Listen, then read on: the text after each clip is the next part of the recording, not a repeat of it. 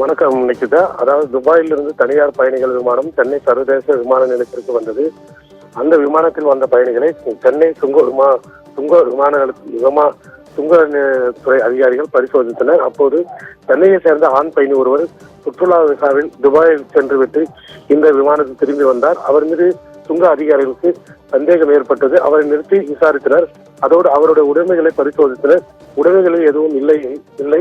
ஆனாலும் சந்தேகம் தீராத அதிகாரிகள் அவரை தனியார் அழைத்து சென்று முழுமையாக பரிசோதித்த போது அவருடைய உள்ளாடைகளை மறைத்து வைத்திருந்த ஒரு பார்சலை எடுத்து பிரித்து பார்த்தனர். அதோடு சுமார் 1 கிலோ எடையுள்ள தங்கப்பசை இருந்ததை கண்டுபிடித்தனர். இதனை பறிமுதல் செய்தனர். இந்த நிலையில் தாய்லாந்து நாட்டில் பாங்காக்கில் இருந்து மற்றொரு தனியார் பயணிகள் விமானம் சென்னை சர்வதேச விமான நிலையத்திற்கு வந்தது. இந்த விமானத்தில் வந்த பயணிகளையும் சுங்க அதிகாரிகள் கண்காணித்து சோதனை நடத்தினர். அப்போது பயணி ஒருவரின் கைப்பையில் மறைத்து வைத்திருந்த தங்க கட்டிகளை பறிமுதல் செய்தனர். சென்னை விமான நிலையத்தில் சுங்க அதிகாரிகள் நடத்திய சோதனையில் துபாய் மற்றும் தாய்லாந்து நாடுகளில் இருந்து வந்த 2 விமானங்களில் 2 பயணிகளிடம் இருந்தும் 1 கிலோ 1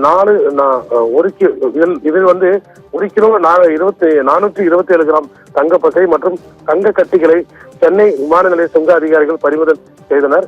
அந்த தங்கப்பசை மற்றும் தங்க கட்டிகள் சர்வதேச மதிப்பு ரூபாய் 1.30 கோடியா என்று கூறப்படுகிறது.